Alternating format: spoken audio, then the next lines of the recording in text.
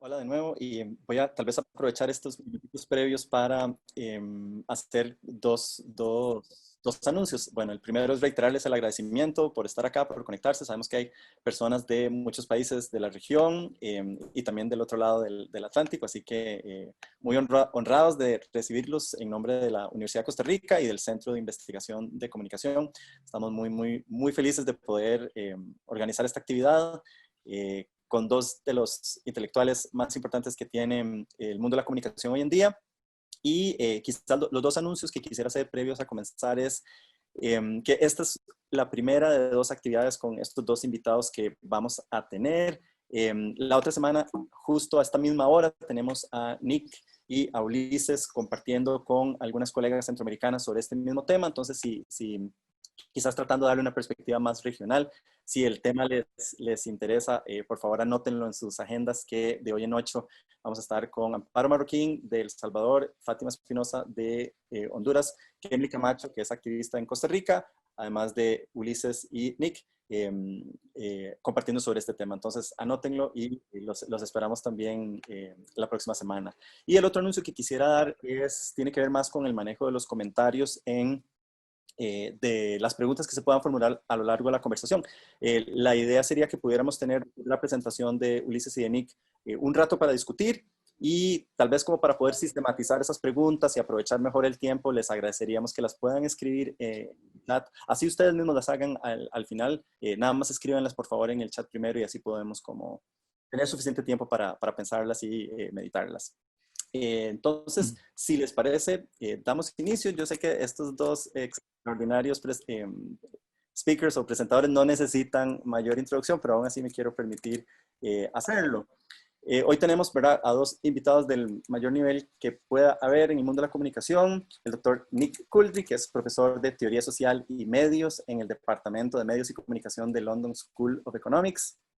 Ha abordado el estudio de los medios y la comunicación desde la perspectiva del poder simbólico, que históricamente se ha concentrado en instituciones mediáticas. Pocos autores que podrían decirse son del mundo de la comunicación han tenido el impacto mundial que su trabajo ha tenido en las ciencias sociales en general, y ha escrito más de 14 libros y editado también, además de numerosos artículos. Muchas gracias a Nick por acompañarnos. Y también está el doctor Ulises Mejías, que es profesor en State University of New York y autor también de una diversidad de publicaciones en el campo de la tecnología para el desarrollo, el estudio de la cultura y los estudios de datos. Además del libro que va a presentar hoy, escribió otro llamado Off the Network, Disrupting the Digital World, que fue publicado por la editorial de la Universidad de Minnesota en 2013, si no me equivoco. Junto a Nick es quien ha desarrollado tal vez una aproximación que podríamos llamar latinoamericana para entender este fenómeno de la datificación a partir del lente del colonialismo.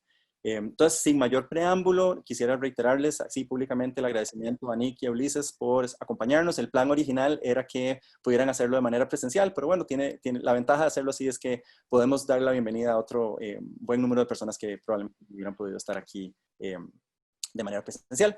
Entonces, yo me quedo en silencio a partir de ahora y le damos el micrófono a nuestros dos invitados, nuevamente reiterándoles el agradecimiento.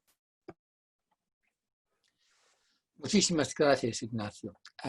Es muy impresionante tener hoy la oportunidad de introducir el argumento de nuestro libro, The Cost of Connection, a una audiencia de tantos países, especialmente, por supuesto, Costa Rica. Pero en primer lugar, quisiéramos recordar que vivimos, seamos donde seamos, en tiempos especiales.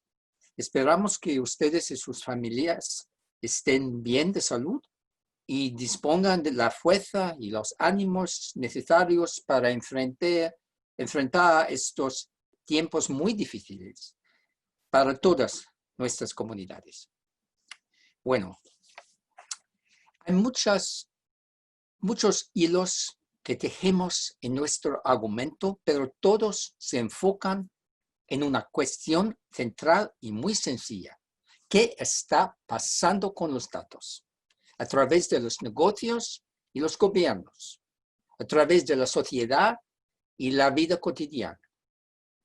Hay muchas propuestas y ideas que ya se han extendido sobre la mesa y generalmente son propuestas sobre el capitalismo. propuestas sobre un nuevo capitalismo, un capitalismo digital o informacional, un capitalismo de plataformas, o más famosamente un capitalismo de vigilancia, como dijo Shoshana Zuboff, un capitalismo de datos, más sencillamente. Pero en nuestro libro preguntamos si lo que está pasando con los datos es algo potencialmente mayor, algo que verdaderamente podría cambiar el movimiento de la historia como tal. Específicamente, una nueva fase en las relaciones entre el colonialismo y el capitalismo. Relaciones que, como sabemos, remontan por 500 años, porque fue solamente en la base de 2 siglos de colonialismo ya pasados que el capitalismo pudo surgir. Fueron sí las ganancias del colonialismo histórico que hicieron posible la emergencia del capitalismo. Hay unos atisbos de esa conexión colonial que encontramos en los tópicos del negocio. Por ejemplo, la frase, los datos son el nuevo petróleo. Los datos son el nuevo petróleo. Una frase de la primera página de la revista Economista desde hace 3 o 4 años. Esa frase es solamente una metáfora o mucho más interesante, es quizás una forma ideológica que es necesaria para disfrazar un enorme despojo nuevo que sí merece el nombre de un colonialismo nuevo en sí mismo. Fue posible vislumbrar esa posibilidad en los discursos de hace 2 años sobre el escándalo de Cambridge Analytica, un escándalo muy famoso que ha impactado a Facebook. Cuando unos detalles sobre los planes ambiciosos de Cambridge Analytica para influir en la política de India se despuntaron, Christopher Wiley, que ha develado ese escándalo, comentó por Twitter, "This is what modern colonialism looks like." Eso es como se parece el colonialismo moderno. Pero, ¿qué eso podría significarse exactamente?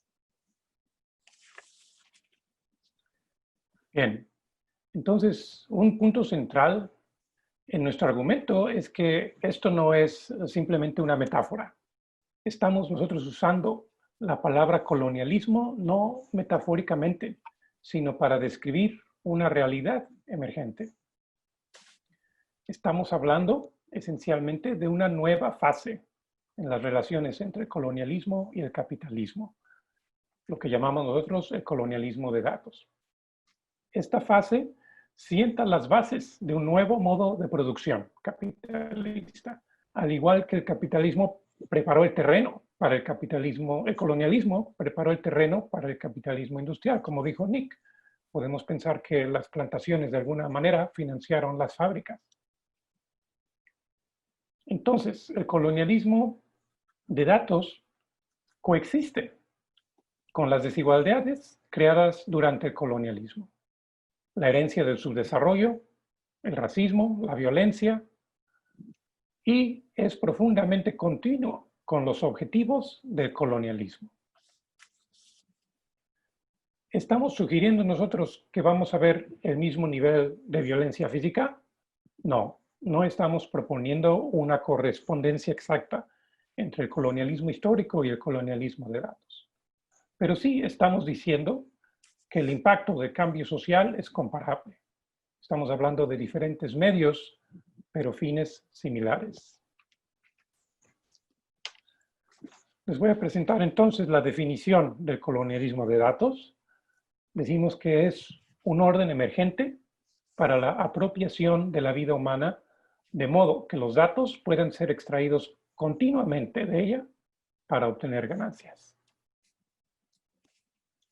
Para entender esta definición, tenemos también que entender la diferencia entre el colonialismo y la colonialidad, que es un concepto, como saben ustedes, desarrollado por el sociólogo Aníbal Quijano, de Perú.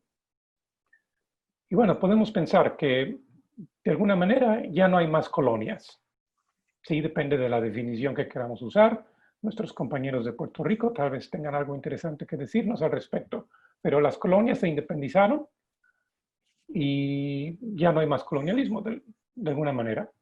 Pero Quijano decía que el legado continúa formando las relaciones de poder entre nosotros, las relaciones raciales, incluso la construcción del conocimiento. Entonces, estamos diciendo nosotros que sí, si estamos hablando del colonialismo histórico y del colonialismo de datos, sí hay diferencias.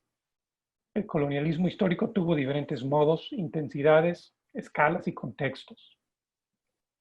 Pero hay una semejanza muy clara y muy importante. Esa es la función histórica de los dos colonialismos, que es la misma. Y esa función es despojar, extraer. El colonialismo viejo se apoderó de la tierra. El nuevo se está apoderando de nuestras vidas sociales a través de los datos. Pero ¿cómo se está racionalizando todo esto? Este nuevo orden es muy efectivo porque las nuevas racionalidades están basadas en antiguas racionalidades, sean estas económicas, legales o tecnológicas. Todas ellas tienen un profundo pasado colonial. Comencemos, por ejemplo, con la naturaleza barata. Para colonizar el mundo, la naturaleza tenía que enmarcarse de cierto modo como un recurso barato. Estaba ahí abundante, gratuito. Desde una perspectiva legal no tenía dueño, porque claro, desde la perspectiva europea, los bárbaros del Nuevo Mundo no eran dueños de la tierra, no estaban civilizados. Tenemos entonces, por ejemplo, el concepto de la terra nullius, que en latín quiere decir no es tierra de nadie.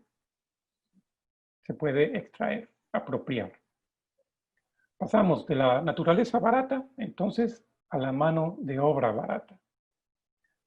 En el colonialismo, algunos seres humanos, determinados esencialmente por su raza, proporcionan la mano de obra barata necesaria para transformar la naturaleza barata en riqueza. Entonces, la explotación y el abuso se enmarcan así como orden y progreso. Es todo esto para el bien de la humanidad, se decía en el colonialismo. De aquí podemos pasar entonces a los datos baratos. Y es la misma racionalidad extractiva que vimos con la naturaleza y con el trabajo. Se dice que los datos son abundantes, claro, pero también que no tienen propietario. En su forma agregada, vamos a decir, claro, nosotros los producimos individualmente, pero en su forma agregada, colectiva, no tienen dueño. Son como un residuo. Se necesitan procesar con tecnología avanzada que nosotros no tenemos. Entonces, es nuestra única responsabilidad generarlos. Y se nos dice que esto es orden y progreso.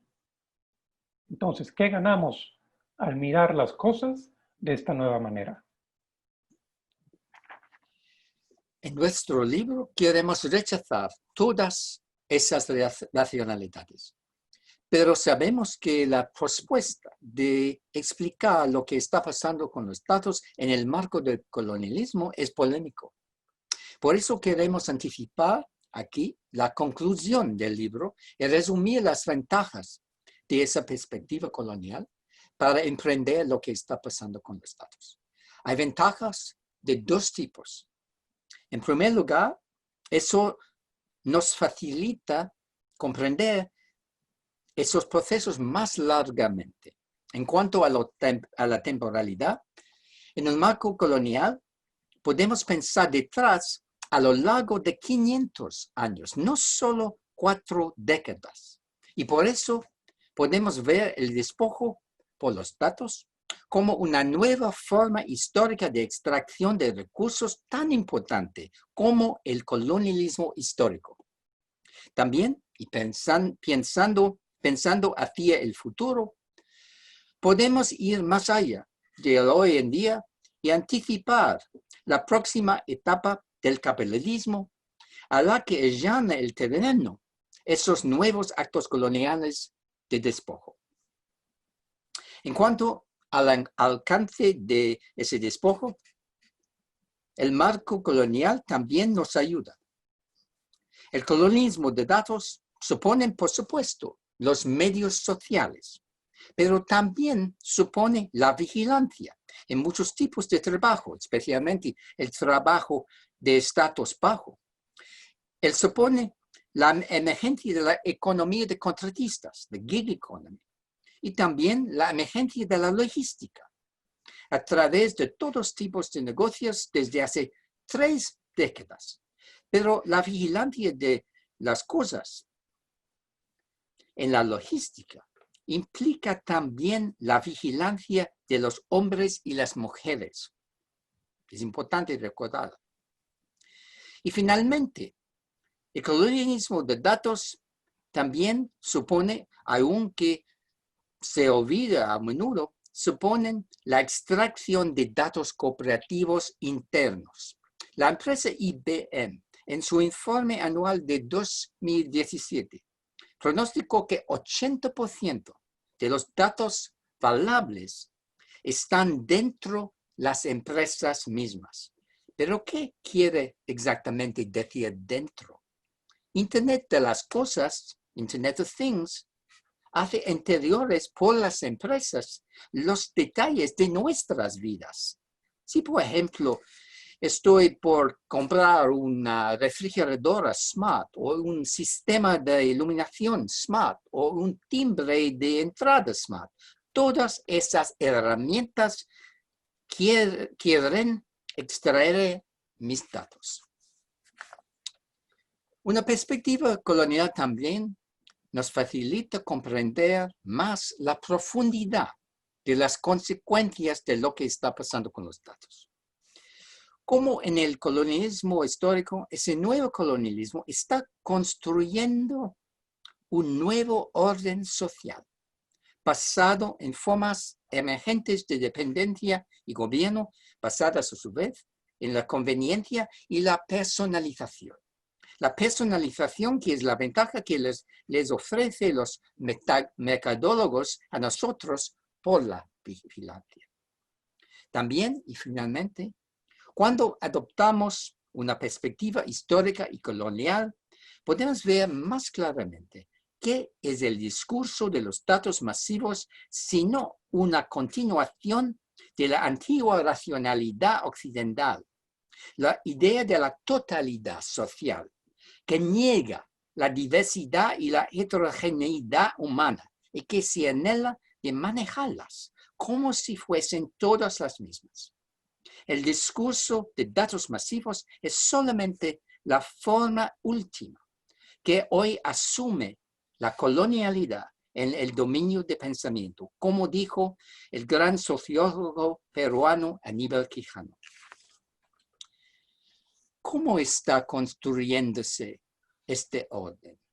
Según Karl Marx, al menos según las interpretaciones tradicionales de Karl Marx, el orden del capitalismo se reproduce solamente a través de las relaciones laborales. Pero si ese sigue siendo verdad, hay un problema, porque este orden social emergente no puede entenderse principalmente a través de las relaciones laborales. Necesitamos entenderlo a través también de las relaciones de datos, es decir, una nueva forma de relaciones sociales, formas de reproducir la vida social que configuran nuestras interacciones para optimizar la extracción de datos con fines de lucro. Nuestra noción de relaciones de datos es necesaria, porque sabemos cuando estamos intercambiando fotos con nuestra familia por medio de WhatsApp o Instagram, sabemos que no trabajamos, nos relajamos. Sin embargo, los datos siguen extrayéndose desde nosotros. Nos ayuda a comprender ese punto Moshe Postone, el gran pensado crítico, que escribió sobre la abstracción como la característica fundamental del capitalismo. No es la característica fundamental del capitalismo, no es la mercantilización, sino la abstracción. El proceso de hacer abstracto el flujo continuo de la vida. ¿Qué es la producción de datos sino un proceso de abstracción? Por eso, la vida social ordinaria se convierte en un factor directo de la producción capitalista, como las semillas y el estiércol. Esos fueron los ejemplos de Marx cuando escribía sobre el capitalismo en la agricultura. Y podremos anticipar que si eso seguirá desarrollándose sin fin, en el futuro no podremos comprender la vida humana como algo exterior del capitalismo. En el futuro, vivir la vida humana supondrá existir dentro de los límites del capitalismo sin posibilidad de dar un paso afuera. Pero sabemos que siempre estamos cayendo en las relaciones de datos. Cada vez que descargamos una app en nuestros móviles o nos sumamos a una plataforma digital o compramos un mecanismo smart por nuestra casa. Siempre con tal de que aceptemos las condiciones de extracción de datos que nos impongan las empresas. Y desde eso comprendemos algo más muy importante, que el colonialismo de datos funciona bien, sin alguna violencia física. Y eso parece una diferencia importante entre el colonialismo histórico y el colonialismo de datos. Pero la razón por esa diferencia es muy clara.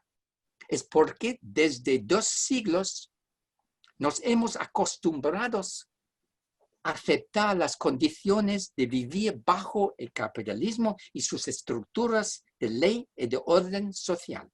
Es decir, ya éramos listos por las relaciones de datos. Bien, hablemos más específicamente sobre la colonialidad de las relaciones de datos. Y en el libro llevamos a cabo varias comparaciones transhistóricas, utilizando el pasado para comprender la colonialidad de las relaciones de datos en el presente. Y organizamos estas comparaciones utilizando el mismo plan de juego 4X que se encuentra en los videojuegos de estrategia, que no sé si los han jugado ustedes. Esas 4X son explora, expande, explota y extermina. Y estas son las reglas del juego que se tienen que aplicar, por ejemplo, en videojuegos como el que ven aquí, Civilization, Colonialism. En este juego uno puede jugar como los españoles, los ingleses, los holandeses o los franceses. Claro, los nativos y las tierras de ellos son controlados por la computadora porque esencialmente no son seres humanos completos. Entonces, ahorita no tenemos tiempo para hablar de las 4 estrategias, entonces me voy a concentrar en 2. Primero, la de explora. Y aquí quisiera que comparemos 2 documentos históricos. Primero, como ven aquí, los términos de servicio de Google Chrome. En caso de que ustedes, como la mayoría de nosotros, no las hayan leído, esto es lo que dicen en español en parte. Entonces, cuando instalamos Google Chrome, dice, usted le da a Google licencia perpetua, irrevocable, global, sin derechos a regalías y sin derechos de exclusividad para reproducir, adaptar, modificar, traducir, publicar, representar públicamente, exhibir públicamente y distribuir cualquier contenido que usted entregue, publique o exhiba en o a través de los servicios. Entonces, cuando instalamos Chrome, estamos accediendo a todo esto. Quiero comparar este documento con otro, que se llamaba el requerimiento. Tal vez se acuerden en sus lecciones de historia. Este era un documento que cuando llegaban los españoles a una nueva aldea en el Nuevo Mundo, procedían a leerlo. A veces llegaban a mitad de la noche, cubridos con la oscuridad, y procedían a leer este documento en español a una población que obviamente no hablaba el español. El documento decía en parte, Y si así no lo hicieses, o sea, aceptar la autoridad real, os certifico que con la ayuda de Dios nosotros entraremos poderosamente contra vosotros y os haremos guerra por todas las partes y maneras que pudiéramos. Y os sujetaremos al yugo y obediencia de la Iglesia y de sus majestades. Y tomaremos vuestras personas y de vuestras mujeres e hijos y los haremos esclavos. Y como tales los venderemos y dispondremos de ellos como sus majestades mandaren, y os tomaremos vuestros bienes y os haremos todos los males y daños que pudiéramos. Este es el requerimiento 1513. A favor de hacer clic ahí en aceptar e instalar. Bueno, vamos a hablar también de la exterminación. Y aquí creo que es útil hacer una diferencia, porque el colonialismo de datos, la exterminación puede operar a dos niveles. El primero es el nivel simbólico. El colonialismo de datos lo que extermina son las formas alternativas de pensar y de ser. Pero también claramente hay un nivel físico, porque como dijimos, el colonialismo de datos continúa toda la violencia racista, sexista y clasista de antes. Esto también algunos de ustedes han estado obviamente pensando en ello, porque encontramos esta parte del informe de Estado de la Libertad de Expresión en Costa Rica que dice no existen actualmente proyectos de ley que pongan en el debate público los derechos digitales o que al menos discutan el impacto de las grandes plataformas de Internet sobre el derecho a la información de las personas.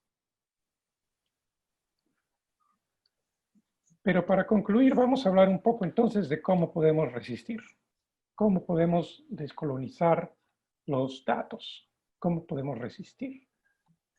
En primer lugar, hay que tener en cuenta que esto es un problema multifacético que amalgama 500 años de injusticias. Entonces, las soluciones unidimensionales no van a funcionar.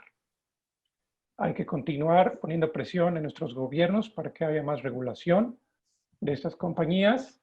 Sí, podemos participar en boicots de ciertas plataformas, etcétera, etcétera. En conjunto, todas estas soluciones son necesarias, pero individualmente ninguna de ellas va a poder desmantelar este sistema.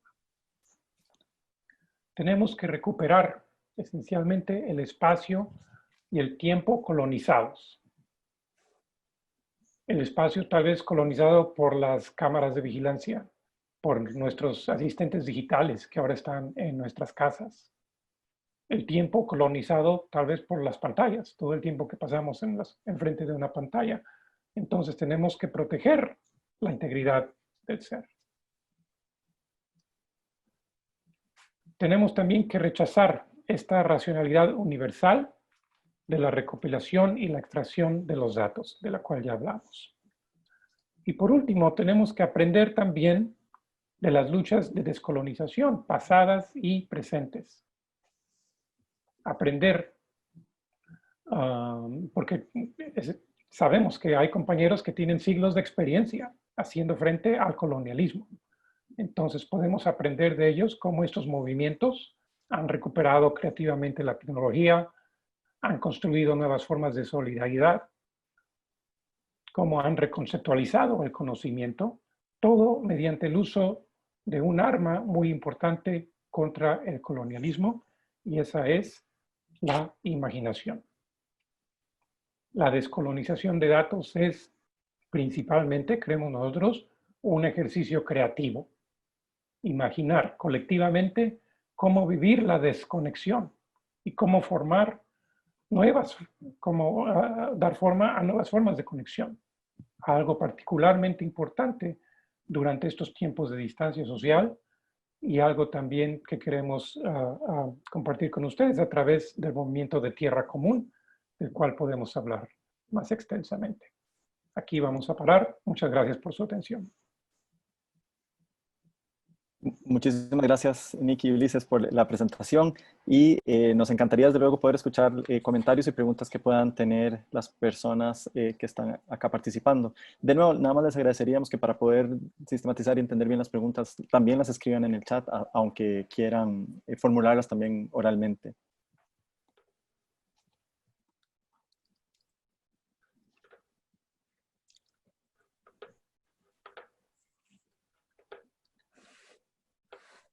Yo puedo empezar entonces, ya que estamos aquí. La voy a escribir pronto en el chat.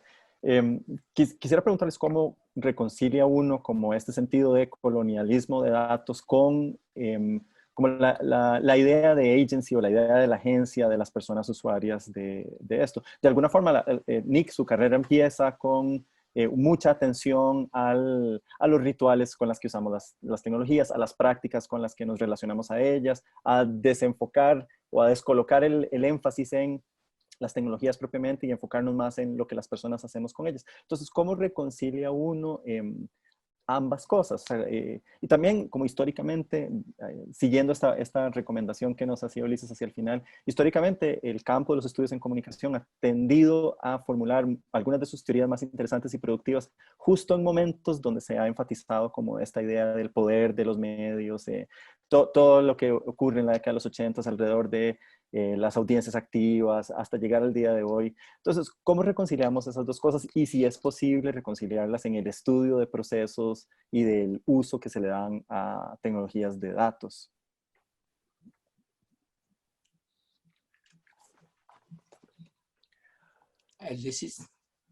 You want me to take a first stab? Yes. Okay.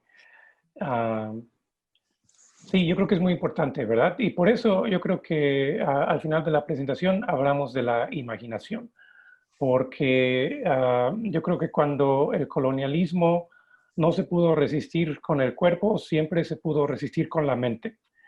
Y tenemos ya mucha herencia de cómo poner eso en práctica, inclusive haciendo uso del lenguaje.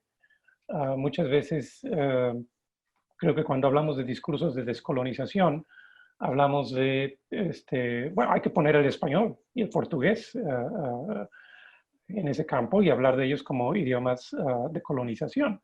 Pero también son los idiomas que hablamos la mayoría de nosotros.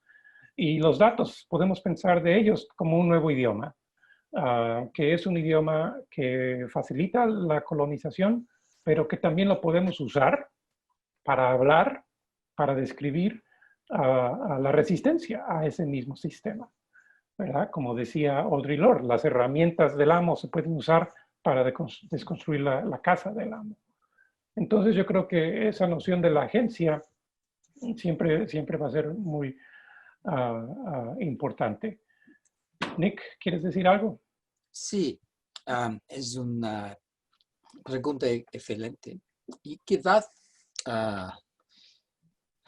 nuestra idea del colonialismo de datos parece una estrategia intelectual de desilusión, pero no es exactamente esto, porque la noción del orden social se deriva desde el pensamiento de Norbert Elias, el gran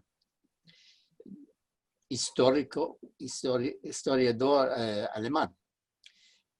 Y por eso, por Norbert Elias, el orden social se construye desde todos los actos que hacen todos los individuos en una sociedad. Y específicamente, un orden social se deriva desde los enlaces. Todos los enlaces entre todas las personas que constituyen la sociedad. Y por eso toda persona tiene su agencia, pero con la agencia de todos otros. Pero la noción del orden social se enfoca en el efecto de eso. El efecto a través de toda la sociedad. Y a través de toda la sociedad emergen las fuerzas. Las fuerzas se derivan desde los deseos, las agencias, las tensiones que se derivan desde todos esos enlaces. Si se extiende esa idea a lo que hacen las plataformas. Las plataformas están creando los espacios para ser humano. Y es una invención muy importante porque haciendo eso están creando un orden que por supuesto está en el proceso de haciéndose, no es completo, no es final, y por eso hay, por supuesto, agencia para nosotros, las posibilidades de resistencia, y es por eso que escribimos ese libro, porque sin las posibilidades de agencia no fue posible escribir ese libro. Absolutamente hay agencia, pero en ese momento nuestras agencias se convergen en reproducir este orden, no en resistir a este orden. Lo importante es efectuar ese gira. Muchísimas gracias por las respuestas. Tenemos ahora sí un par de preguntas adicionales en el chat y si las personas quieren leerlas pueden hacerlo, pero me va a permitir leer la primera por lo menos. Creo que se centra más en el contexto actual de pandemia, cómo evoluciona, cómo cambia este concepto de colonialismo de datos en ese contexto. La pregunta específica sería, debido a la obligatoriedad de mudarse al mundo virtual por la pandemia actual, ¿ha aumentado o potenciado esto el colonialismo de datos? Absolutamente, es verdad, Justin, porque a causa de COVID-19 tenemos que quedarnos en nuestra casa. Tenemos que utilizar las plataformas digitales. Tenemos que presenciar al mundo a través de esas plataformas. Y por eso no podemos negociar los términos de esas plataformas en el mismo momento. Y en adición, todas las formas de la vida social, del trabajo, de la familia, de amistad, etcétera, etcétera, se extienden ahora a través de esas plataformas. Y por eso creo que el progreso del colonialismo de datos se ha avanzado por quizás 10 años, 8 años, es posible. A menos que resistamos, a menos que resistamos. Y por eso hay una oportunidad de ver muy claramente exactamente lo que tiene que resistir. Tiene que resistir. Okay. El tarjeto, la diana de nuestra resistencia. Es muy claro, es más claro. Sí, yo quisiera agregar 2 comentarios porque este tema de la pandemia es muy importante. En primer lugar, creo que nos estamos dando cuenta también de que varias iniciativas de parte de los gobiernos se están presentando como soluciones a una emergencia. Se nos dice que para resolver esta crisis se necesitan datos, se necesita esta información. Entonces, creo que socialmente hay presión de que nosotros no hagamos preguntas sobre nuestra privacidad y simplemente instalemos el app que ayuda al contact tracing, ¿verdad? Entonces, el problema, como ya lo hemos visto muchas veces en la historia, es que estas soluciones de emergencia se pueden prolongar.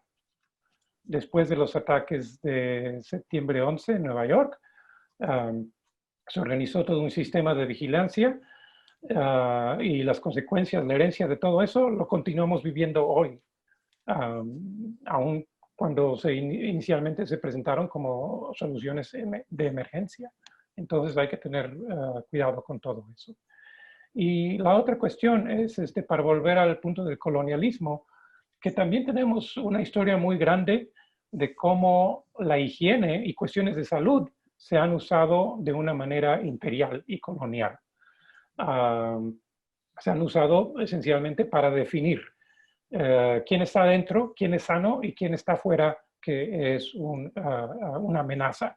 Y no nos vamos a sorprender que históricamente los que están afuera son los inmigrantes, las poblaciones de color, en todos el resto del mundo de nosotros. Entonces, esas dos cuestiones creo que tenemos que poner atención en lo que está pasando con la pandemia. Y por eso es interesante añadir que recientemente, hace un mes, Michael Pompeo, el secretario de Estado de Estados Unidos, ha anunciado una red limpia, la red limpia para cuidar salvos los recursos de Estados Unidos. Es decir, separar Internet limpio, que es por definición americano, y Internet sucio, que por definición es desde China. Es muy interesante que exactamente esa metáfora se continúa. Perfecto, muchas gracias. Voy a leer la pregunta que hace, las preguntas que hace Eva González en el chat también. La primera tiene que ver con este concepto de identidad al cual ustedes le dedican bastante atención en el libro, diciendo un poco relacionado a una de las respuestas anteriores que las condiciones para la formación de identidad también o son lo que están en juego mediante estos procesos de colonialismo. Entonces, la pregunta de Eva específicamente es, bueno, ¿qué significa entonces la identidad en este contexto y cómo podemos desligarnos de esa sensación de que para existir hay que estar en estas plataformas? Y la segunda tiene que ver más con la reflexión sobre la resistencia, es cómo sumar aliados en este proceso de desconexión o de colonización frente a lo que parece ser una mayoría de personas que no tienen mayor interés en hacerlo.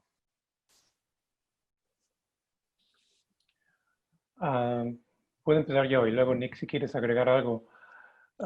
Esta también es una pregunta muy importante y yo quisiera responder en parte hablando precisamente de este concepto de la identidad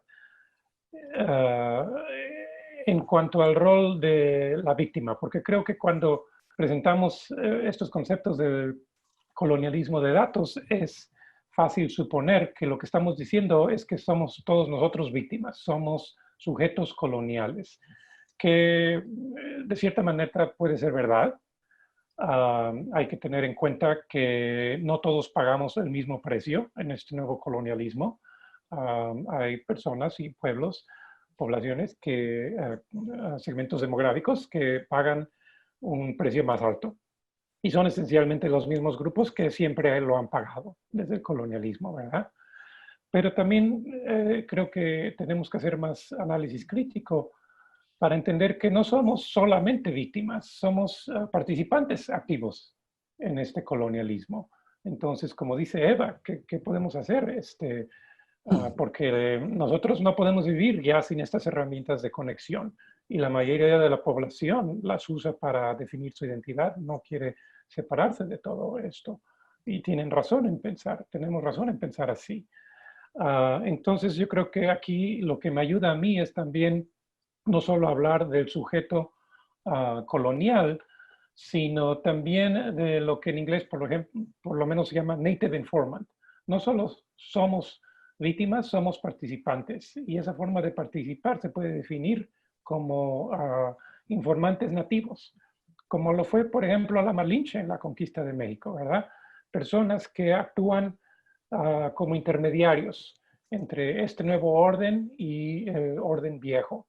Y somos personas que traducimos no solo los lenguajes, sino las formas de vida y la información.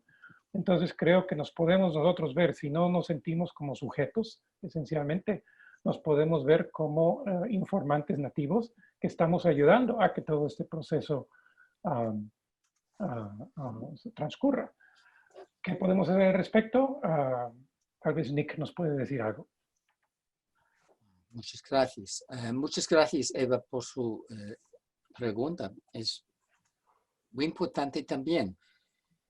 Y su pregunta es otra implicación de la noción del orden social, porque un orden social no es posible sin la participación de toda la gente. Es el sentido de un orden social. Un orden, una estructura de enlaces por el que pueden participar toda la gente. Y por eso, todo que es mal y todo que es bueno en la vida humana se desarrolla a través de ese orden. Y por eso no es posible separar las posibilidades buenas desde las posibilidades malas. Todos son implicados en el espacio de ese orden. Y por eso no es difícil para una plataforma como Facebook de colonizar nuestra imaginación. Facebook ha anunciado la idea de una comunidad global. La comunidad global no es un asunto político o un asunto de nuestra imaginación, es un asunto de una respuesta comercial que se deriva exactamente y solamente de la posibilidad de una plataforma comercial. Y por eso estamos condenados a reproducir las posibilidades de las plataformas al mismo tiempo que tratamos de resistir. Y por eso la posibilidad sola es de ayudarnos a imaginar otras posibilidades, ayudarnos a formar otras posibilidades acá dentro de esas condiciones. No hay otra posibilidad, pero con la imaginación es posible actuar otras posibilidades por nuestros actos. Yo creo. Yo espero. Gracias por las respuestas.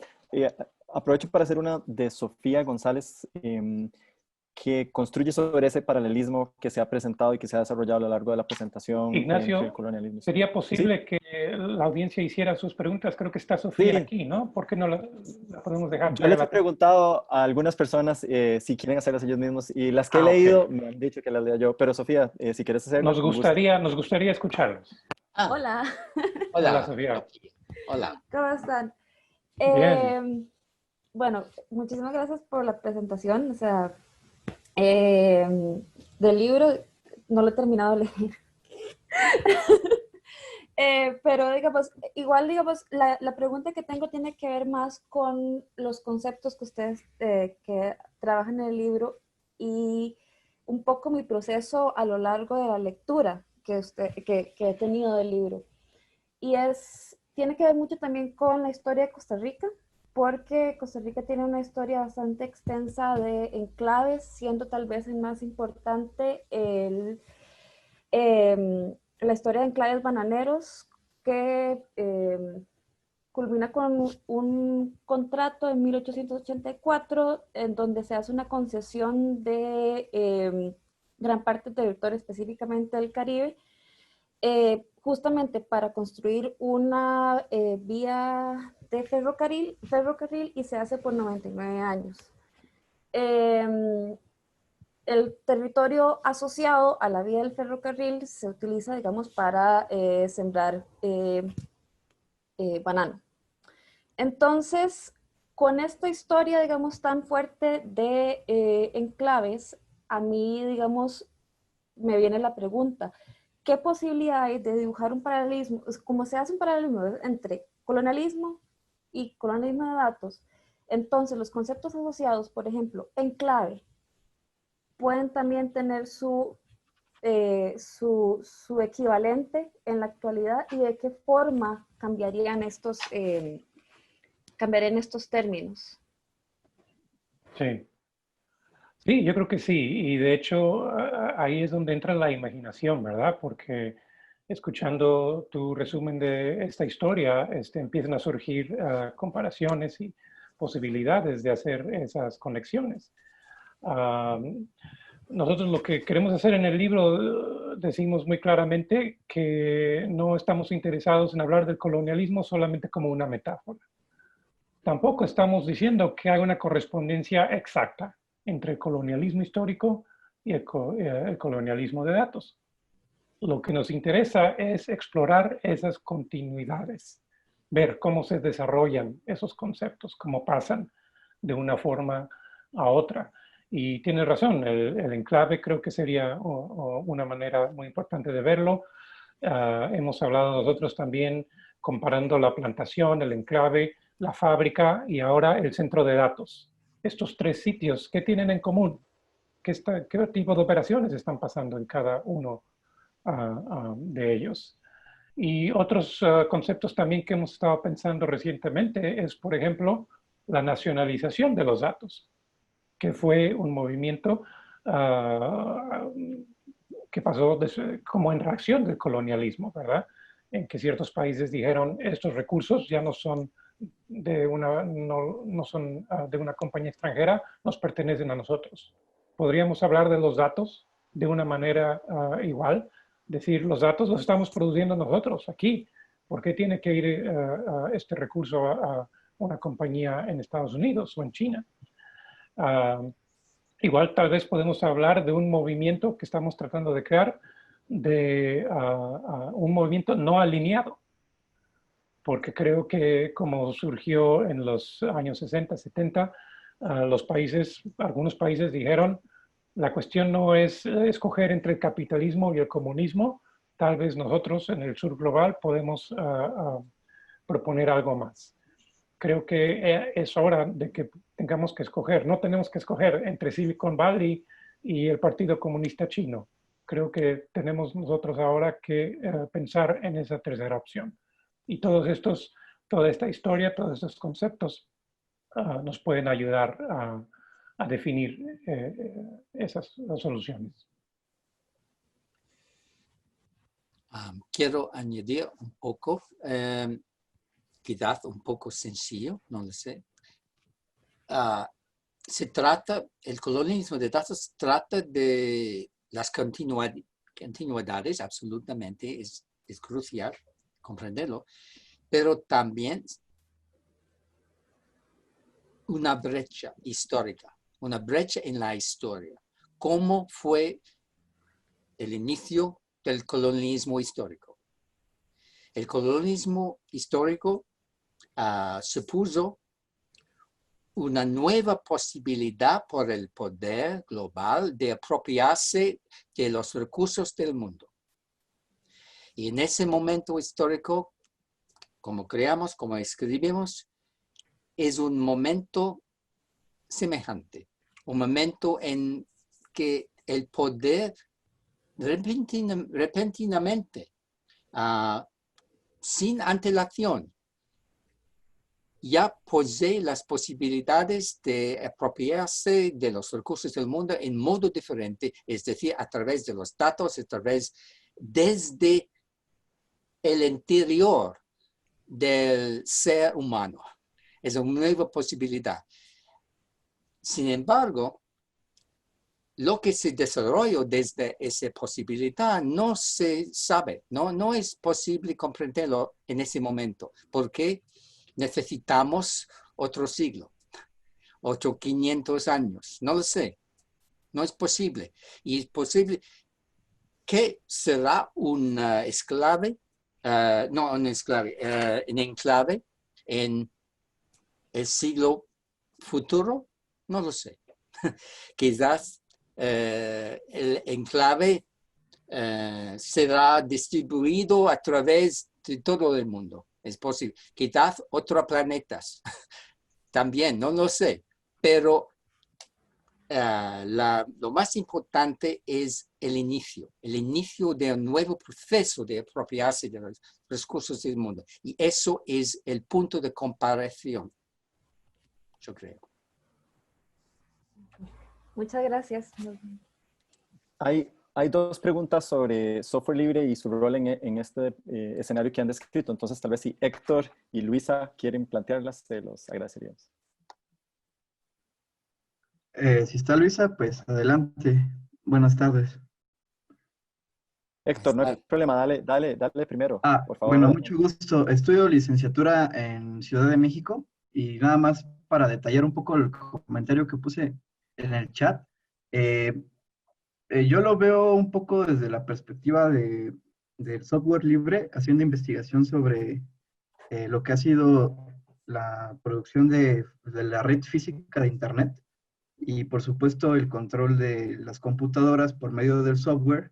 En algún punto de la historia en Estados Unidos se consideró el software libre como una manera de protesta, ¿no? De decir que frente a estas empresas, Microsoft, Apple, IBM, quien sea, nosotros podíamos ser capaces de producir nuestra manera de de utilizar la Internet, ¿no? Y de utilizar las computadoras para, pues ahora sí que darle órdenes, ¿no? Y producir cierto tipo de conocimiento, darle un orden estructurado.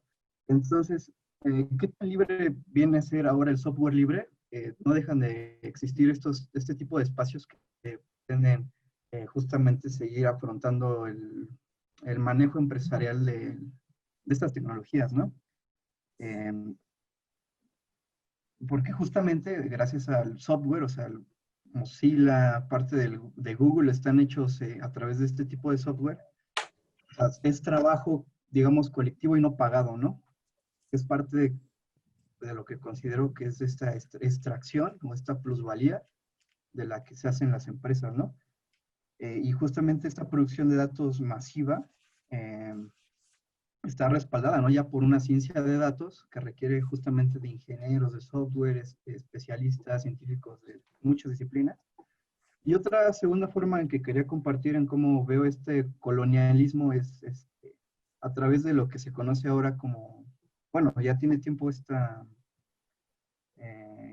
tipo de investigaciones de la termodinámica, de la energética social, que tiene que ver con el control ¿cómo se podría decir? Control del poder, control político a través de los recursos. En este caso es energía eléctrica, los servidores de Internet que están en determinados países, en puntos estratégicos.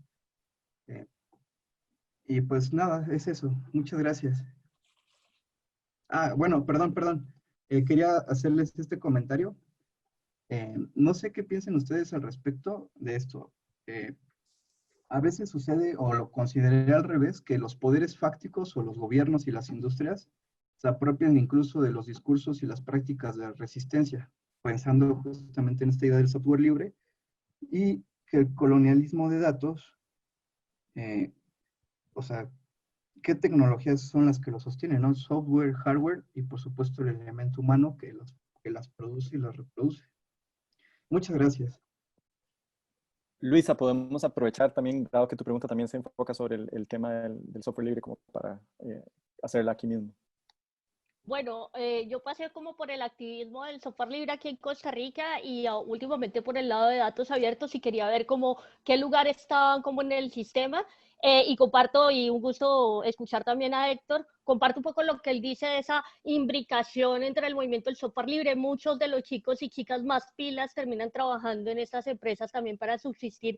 Y entonces es bien complicado. Lo mismo pasa con datos abiertos. Y tenía un comentario que es un poco sobre mi tesis doctoral de aplicaciones móviles para participación ciudadana, y yo encontré un poco utilizando el lenguaje de ustedes que había una relación de los datos, pero que esta relación se enmarcaba en modelos conceptuales. Por ejemplo, gobierno abierto, que ha sido muy importante en América Latina y que además es uno de los requisitos para países para entrar a la OCDE, o temas como co-creación. Y siempre he tenido como este tema con la co-creación porque llegamos a actividades, utilizamos post-it, hacemos papelógrafos, sentimos la participación, y eso también lo hacía la educación popular. La diferencia es que en la co-creación no nos pensamos como cuál es nuestro lugar en la estructura de la participación, porque al final no tomamos la decisión final de qué es lo que va a ir. O incluso se pierde el horizonte de para qué estamos participando. Entonces creo que también utilizamos metodologías similares como extraídas, pero las neutralizamos o ponemos en opacidad las relaciones de poder. Gracias. Sí, gracias a ustedes. Nick, you want to go first? Comenzamos. Kedat comentó conecto con la segunda pregunta de Héctor sobre los costos físicos por el ambiente del Internet, de las plataformas, porque es muy importante, es una convergencia muy importante, muy significativa, que en ese momento ambos colonialismos, el colonialismo histórico del terreno y el colonialismo de datos de hoy, se convergen en los costos físicos por el ambiente. Y no es una coincidencia, pues no es casualidad, por supuesto que exactamente aquí es una continuación de la idea y de la práctica del despojo. Porque el despojo no puede aceptar ninguna resistencia, desde el terreno, desde los seres humanos, desde nada. No es posible. Y por eso los costos son garantizados. Y por eso no es claro exactamente el resultado de esa convergencia, porque en ese momento los costos físicos por el ambiente se pueden manejar un poco. Es posible, no sabemos el resultado, pero es claro que es un punto muy importante, es quizás una oportunidad de abrir el debate sobre los costos sociales de esa estructura. Es muy importante, gracias. Sí, nada más rápido. Gracias, Luisa y Héctor, que en sus comentarios, yo creo que son comentarios importantes. Yo cuando hablo del software libre, a veces lo defino de una manera de que es un mundo donde el dinero no es importante, construido sobre un mundo, otro mundo donde el dinero lo es todo. Entonces me gusta, Héctor, esta cuestión de qué tan libre es el software libre. Pero al mismo tiempo, y pensando también en lo que dice Luisa, creo que no podemos retroceder el reloj. Creo que estamos hablando tal vez de que, bueno, si no hay un espacio afuera del capitalismo, del colonialismo, ¿qué podemos hacer? Solo retroceder al primitivismo. Para algunas comunidades tal vez esa sea la respuesta apropiada, pero creo que para muchos de nosotros no lo vamos a poder hacer. Entonces, vuelvo otra vez a mis comentarios que hice sobre el lenguaje. Todas estas herramientas, todos estos lenguajes, todas estas formas de pensar, tenemos que verlas críticamente y ver cómo las podemos usar, esencialmente cooptar contra los abusos que se están haciendo. Creo que esa es nuestra única solución y creo que se puede hacer, pero pues sí, va a estar difícil. Y si puedo añadir algo, estoy de acuerdo con Luisa y Héctor que hay un problema con la idea del software libre en una etapa del colonialismo de datos, no un colonialismo exactamente de los ordenadores, porque para mí el software libre es solamente un modo abierto de despojar, un modo de despojar para los ingenieros. Y si hay una deseo de despojar, no es mejor que la infraestructura es abierta o cerrada. No, de nada. No hay diferencia. Es exactamente despojar, continuar a despojar. Y pues la esperanza que fue desde hace 10 años que el software libre puedo solucionar todo. No creo, no es posible porque las dificultades, el orden social que se construye desde el software, desde el hardware, desde la combinación de todo y de nuestros actos a través de esos, es mucho más fuerte de los términos del software, etcétera, etcétera. quizás, Ulysses, should we go back to Louise's other point about cultural forms and open government co-creation? Sí, ¿quieres decir algo? Do you want to comment on that? You can go ahead if you have something to say. Okay. Otra pregunta muy importante que Luisa ha hecho trataba de las formas culturales que se utilizan a través de Internet. Y es, como creo, es un evento un poco trágico, que los términos de nuestra imaginación, de nuestra esperanza, se han despojado por las empresas mismas que nos ofrecen las posibilidades de ser humanos, etcétera, de cambiar las fotos, cambiar las ideas, cambiar los sonidos, etcétera, etcétera. Y por eso es exactamente un problema de ideología. Como dice, por supuesto, Raymond Williams, hace 50 años.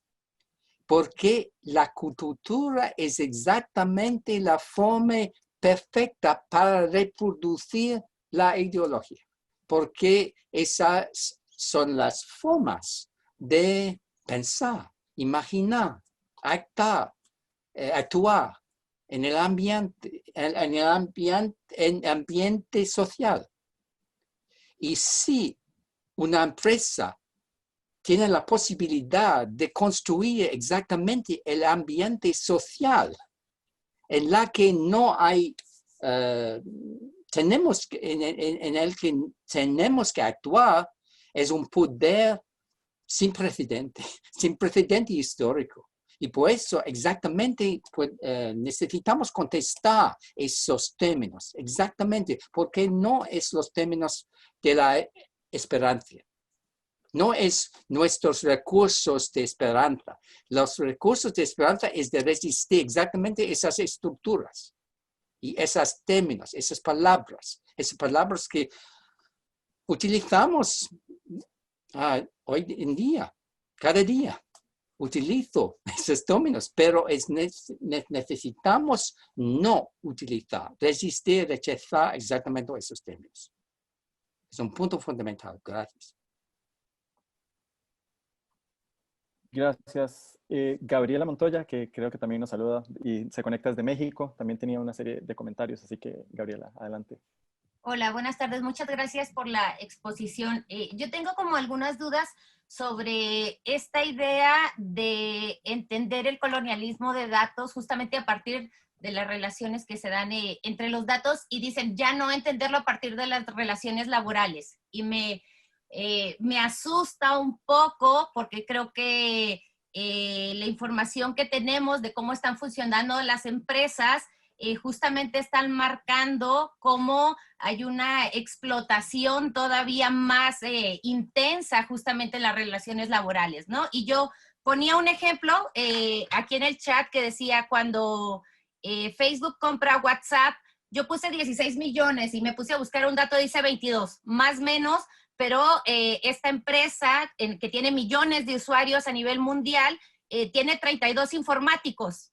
O sea, 32 personas trabajando solamente, ¿no?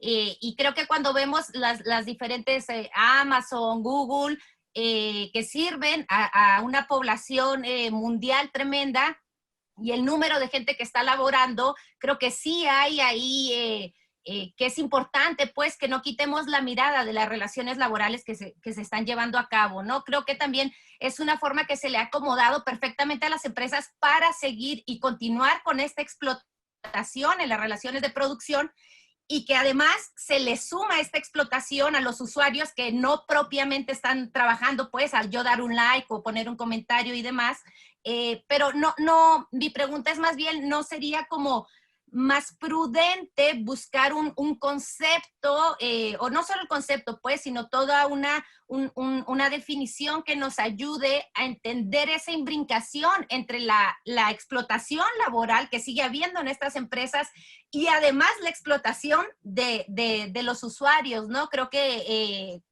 a veces cuando trabajamos cuestiones de tecnología, que si bien no es nuevo, nos dejamos deslumbrar porque es apabullante lo que están haciendo las empresas con nuestros datos, ¿no? ¿Quién sabe qué esté haciendo ahorita Zoom con lo que estamos diciendo? Pero es me gustaría como pensarlo de esa manera, no separarlo, no negar como esa explotación laboral, porque a final de cuentas, si bien es una fase nueva, como dicen, o un nuevo orden social, sigue siendo el capitalismo. Y hay unas reglas de explotación, pues, en los que se basan, no es un nuevo sistema.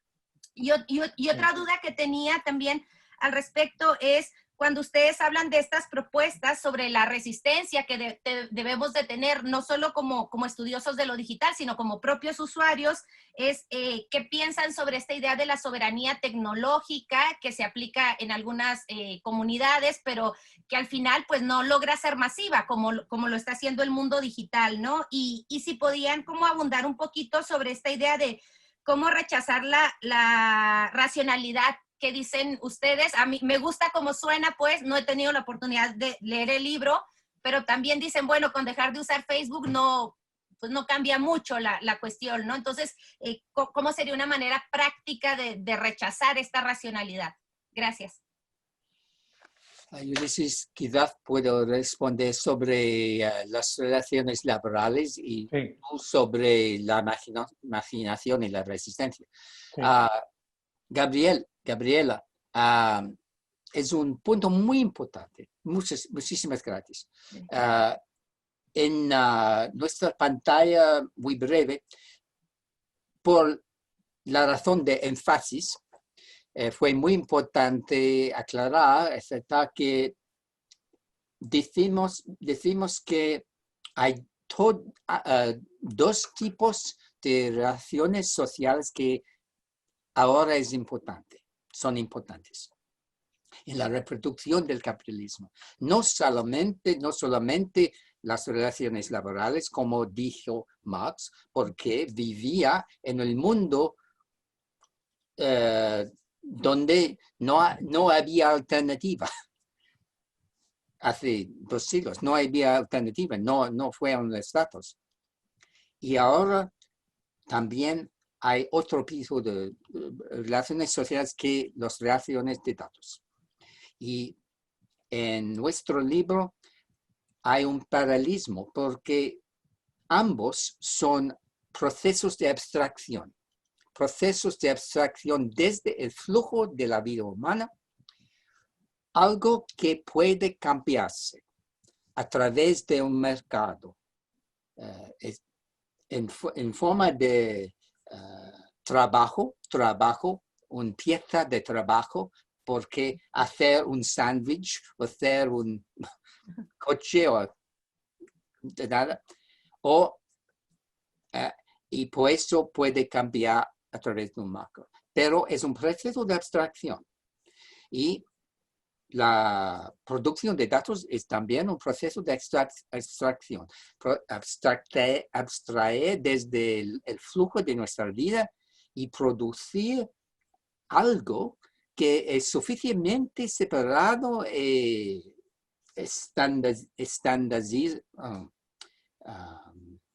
no lo sé, ordinario y standardized, que es posible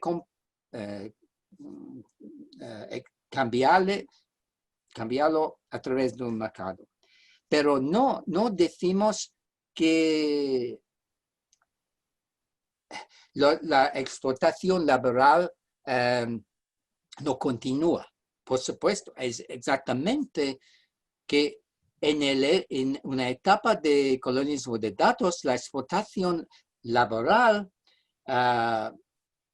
adquiere un esfuerzo adicional, porque es posible en una factoría, etcétera, en una fábrica,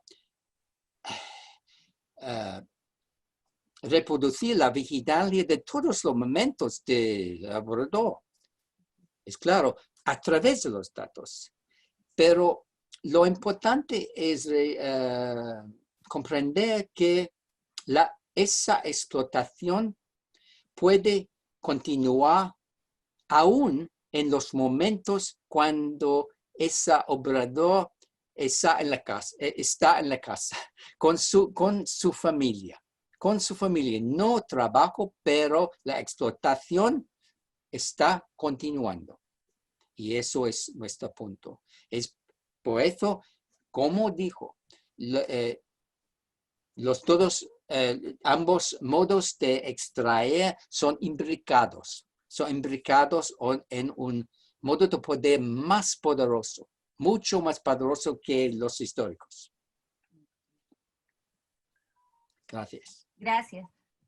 Sí, y la segunda parte de tu pregunta, bueno, y también quería decir, Gabriela, que sí, como ya explicó Nick, a veces hablamos sobre los límites de las relaciones laborales, porque como tú sabes, para los marxistas, para ellos, todo se tiene que explicar desde ese punto de vista.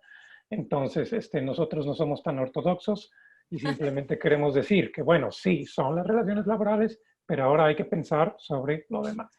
Este era esencialmente nuestro punto. Y en cuanto a tu cuestión, tu pregunta de, bueno, ¿y cómo podemos resistir? ¿Cómo podemos enfrentar todo esto? Pues realmente creo que sí, vamos a necesitar utilizar todos nuestros recursos, ¿verdad? Porque si ya llevamos 500 años de vivir con el otro colonialismo y todavía, como sabes bien, en América Latina y en México no los podemos superar, espero yo que no nos tardemos otros 500 años, pero no son cuestiones que se pueden resolver en un par de semanas. Ya mencioné algunas propuestas y me parece que es importante también poner presión en nuestros gobiernos, ¿verdad? Para que cambien su manera de pensar.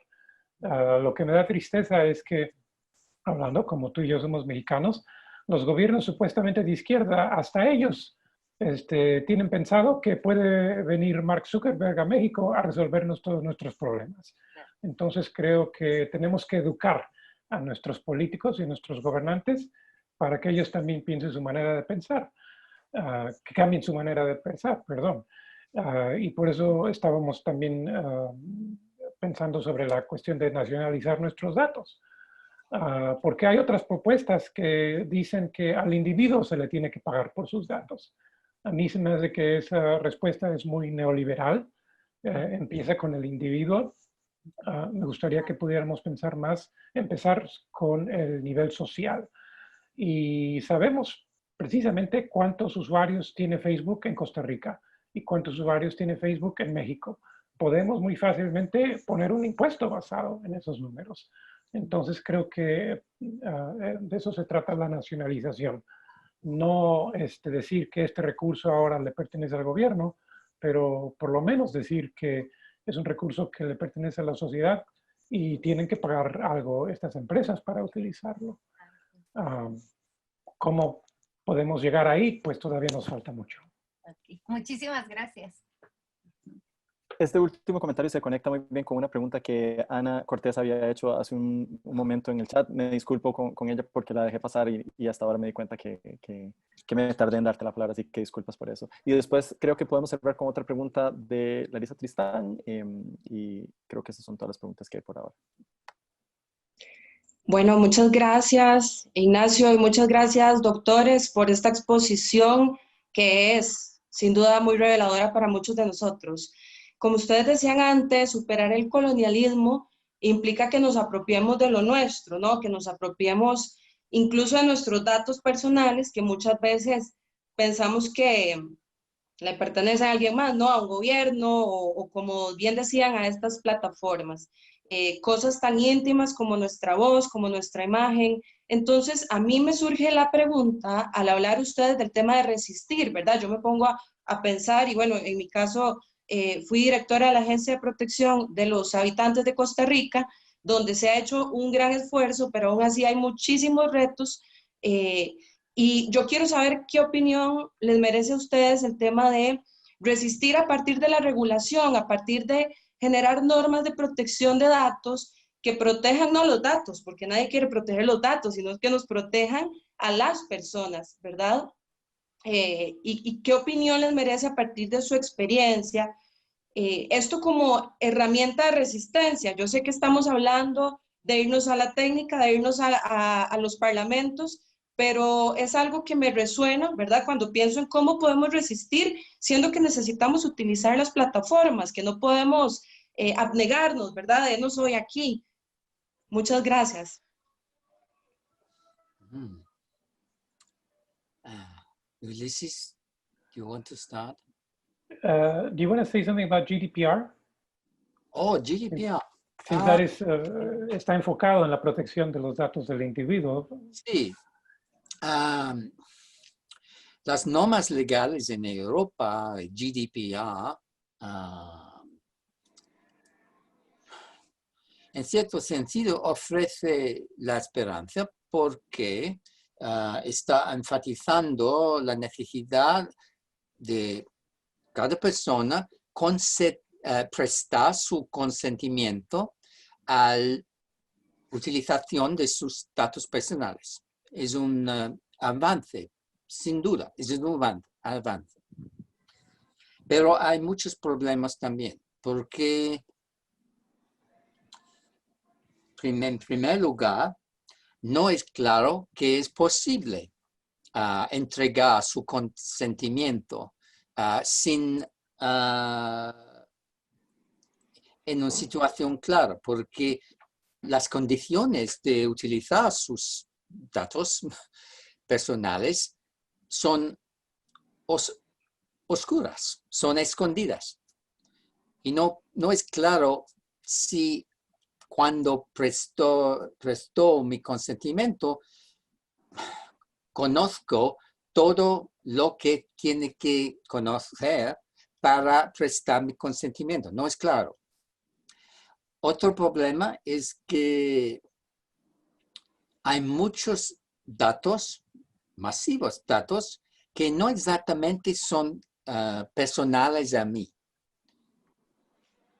Porque esos datos son entrelazados. Se derivan desde las relaciones, las relaciones entre mis datos y tus datos y los datos de amigos, etcétera, etcétera.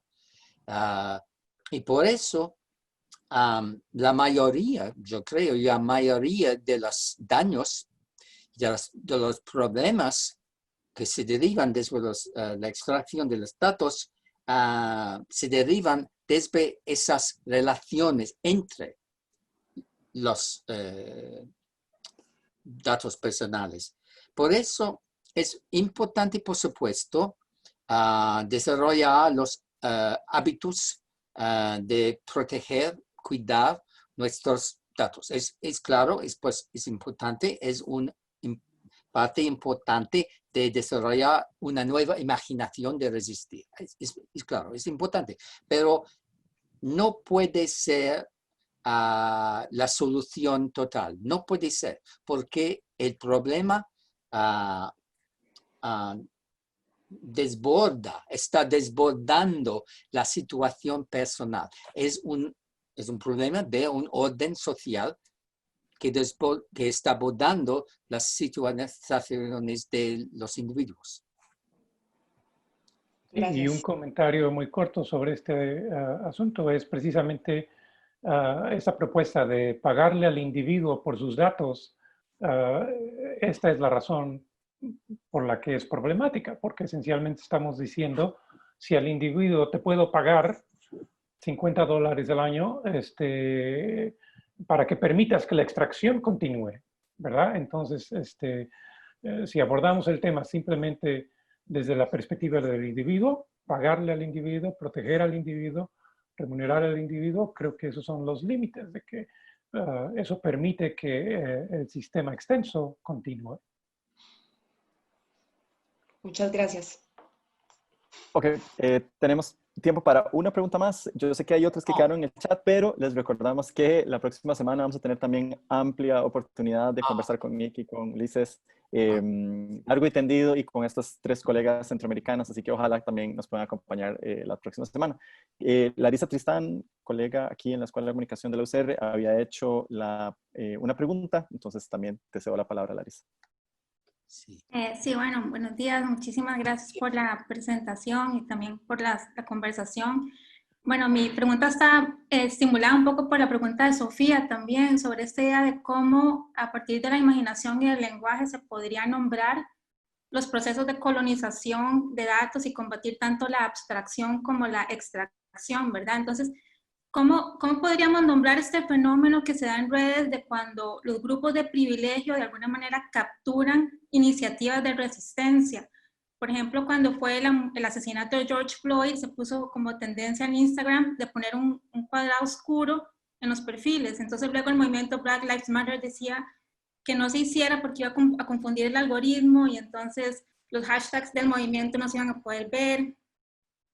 Recientemente, ahora también por una polémica, la plataforma OnlyFans se ha llamado a esto gentrificación, cuando los grupos de privilegio se apoderan de esas dinámicas de resistencia. Entonces, yo quería saber si consideran que ese concepto le hace justicia a ese fenómeno en redes, si hay una equivalencia entre el concepto original de gentrificación aplicado como más a estudios urbanos y lo que sucedería en redes entre los grupos de privilegio y los grupos subalternos que buscan resistencia.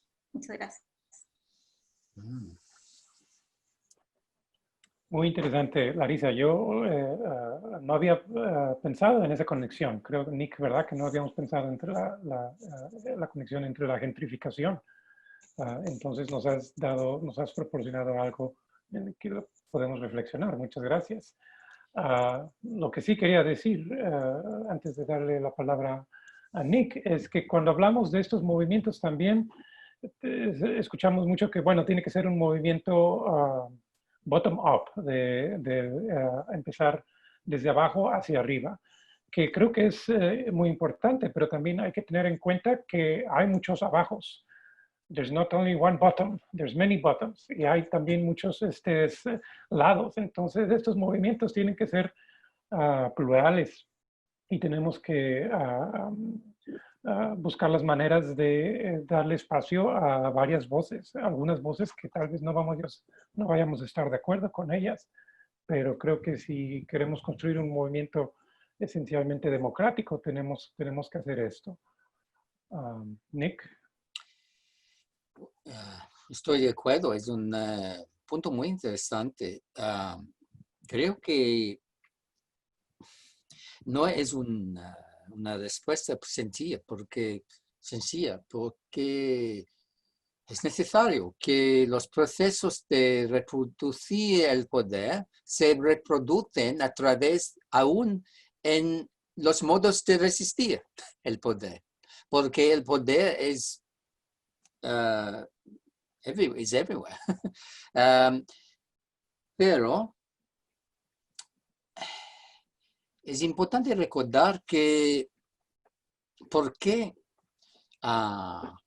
discutimos la resistencia a un orden social, un orden muy general,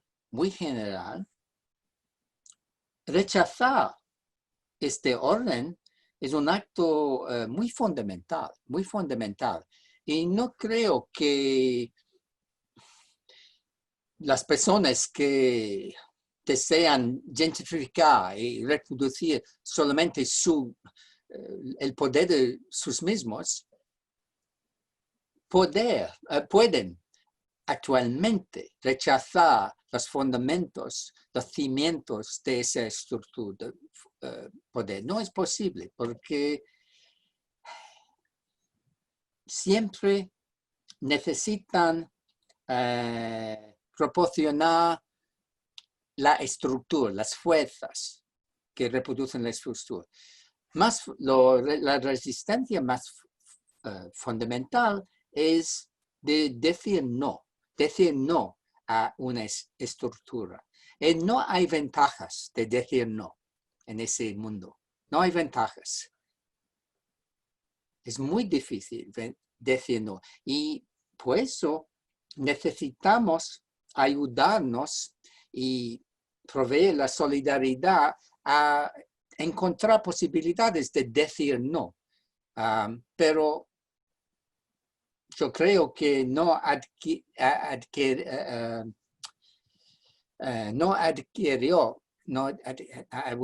adquirió el poder, más poder a través de resistir, a través de decir no. No es posible en ese momento. Pero es una cuestión y un peligro muy importante que, por supuesto, necesitamos cuidarlo y mirarlo claramente. Muchas gracias. Bueno, muchísimas gracias nuevamente, Ulises y Nick. Hemos pasado un buen rato con ustedes aprendiendo y discutiendo sobre estas cuestiones tan interesantes. Les agradecemos mucho. Nuevamente nos hubiera encantado que poder recibirlos aquí en Costa Rica y que hubiéramos hecho esto de manera presencial, pero sabemos que será en el futuro. Y a todas las personas que se conectaron, muchísimas gracias también por sacar el rato para conversar con nosotros acá.